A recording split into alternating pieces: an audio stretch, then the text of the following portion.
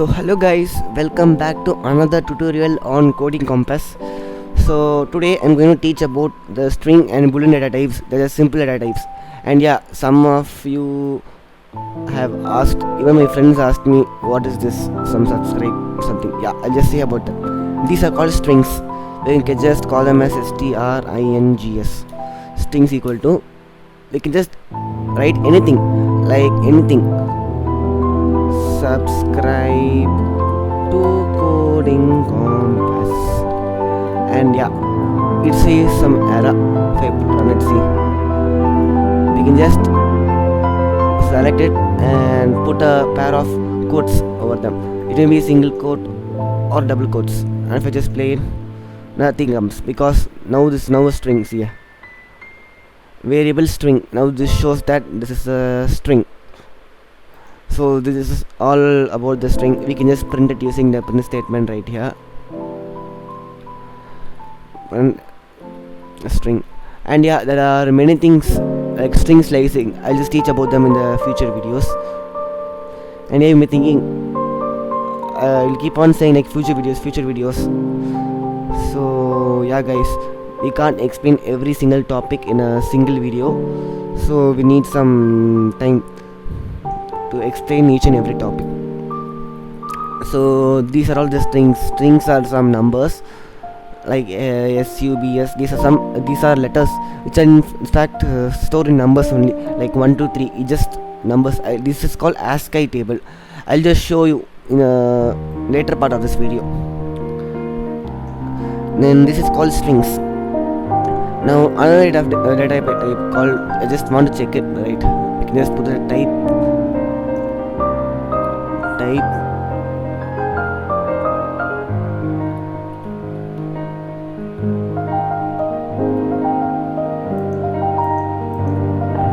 Yeah, now if I play it says class string. This string, just here guys, if I just enclose one in quotes, now say, is this a string or is this an integer? Now leave your answer in the comments guys. So if you have said it's a integer, then guys, you are wrong. Those who have said strings, that's a great round of applause for you. Now let's just check it. String. This is because the one is enclosed in quotation. So anything enclosed in quotation is called string, right? So let me just say what a string is. A string is a group of characters. It's called a string literal. These string literals are enclosed in single quotes or double quotes or triple quotes. In Python, there is no difference between single quoted strings and double quoted strings. Single quoted strings are different and should end in the same line. Yeah, as I said in my first video on comments, that I said the triple quotes are actually strings, which I will show you in the future videos. So this is that. There can be triple quoted strings. Let me just move this back. Triple quotes, and we can write the string like multiple lines. It won't cause error.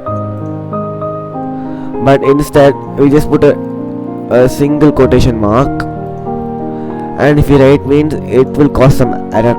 So that's it guys on the basis of the string. Now we'll go into the boolean data type. Let's keep a value as a equal to bool. Now the booleans are just of two types, true and false, equal to false. These are used in control statements, nothing much there can be used. True can be represented as 1 and false can be represented as 0. Let's just see here. It just gives 0 and 1, but in the same way, see true, it just gives true, and yeah, see it gives true with the name boolean. Where will be literal false. So guys, this is all the bool which I can teach you in this video. There are many things like operations, boolean operators, which I will just teach you in the operators video. I just put it in the next or the upcoming videos. Just continue it in the next video. Next I will start this is all about the operators. This is all about data types in Python. Next video will start in operators in Python. So that is again another big topic. and then after the operators we can just go into the string slicing, array slicing, control statements. These all will be like bit interesting, not boring like this, right? So that's with the bool. Now let's go into the 3 uncommonly used data types: binal, octal and hexadecimal. Just keep the same value as the variable name. And let's start with binary. Binary can be named as 0 and small b or capital B can be used. And we can just type something like in just only zeros and ones, 0 1 0 1 0 1 0. I just type some random code, and if I just see here, it just shows 1194 because the value of this is 1194. You may ask, how did the computer compute the value of this variable? Yeah, now I'll just show you how it is. So guys, this is just another picture I have just got from online. So guys, this is a 8-digit string. Now see here the 1 right here, the first value is actually, so guys, the first one right here presents 2 power 0. If it is 1 here means then 2 power 0, that is, what is 2 power 0? 1. So what is 1 times 1? 1. So 1 and 0 0, when it can count the zeros. And in the same way here it's 2 power 1. What's 2 power 1? 2. 2 times 0, 0. So you can just cancel all the zeros right here. And again go to this one. And 2 power 3, 8. 8 times 1, 8. So 8 plus 1, 9. You just remember it. I can just type here like something 9. Then 2 power 4. 2 power 4 into 1. What is 2 power 4? 16. So 16 plus 9. 17, 18, 19, 20, 21, 22, 23, 24, 25.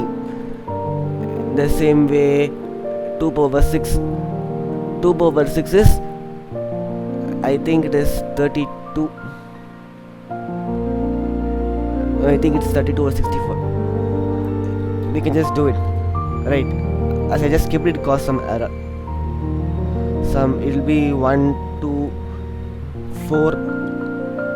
So okay, 1, 8, 29. It will cost 9, and it will come, the answer will come. It is just some 8 digits, so it will be difficult for you to understand. Now let's go into our program and just type some smaller numbers like 111. Now what do you think the value of 111 would be? So 2 power 1 is 1, so 1. You can just comment and write 1. So 2 power, this will be 2 power, again 2 power 1. So 2 power 0 into 1 will be 1, and 2 power 1 into 1, 2.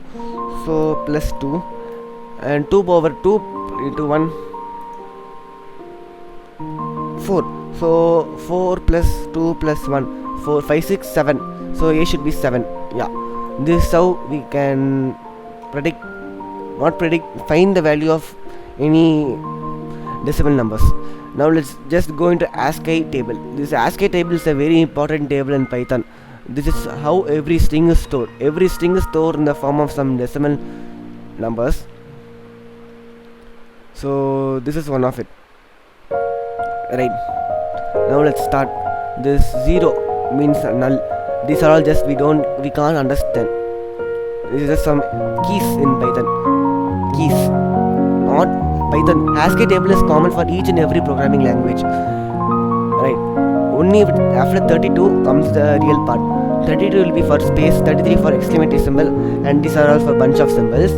And then comes from 48 to 57 will be 0 to 9, and these all will be some random characters from 64. And after 65 to 90 there will be capital A to Z. Then from 97 to 122 it will be small alpha characters. Then again some random symbols like backslash, brackets, some other random symbols. And this is what we call ASCII table or ASCII chart. You can just take a look at it. I have just got it from online. You can just get it from free. Just go to datatype ASCII table or ASCII chart. You will get a similar table like this. So let's go into a program. So this is all with the binary data type. We can just again, we should check it now, it's binary, so we can just do print type of, it will just show int, because here the 0b converts this one to binary. See, but if we remove this, it will again show 111 as the value. So this we can't say that, but I just don't know. I just try this, guys. A equal to binary. I just don't think it will work. I just try it once. Binary bracket.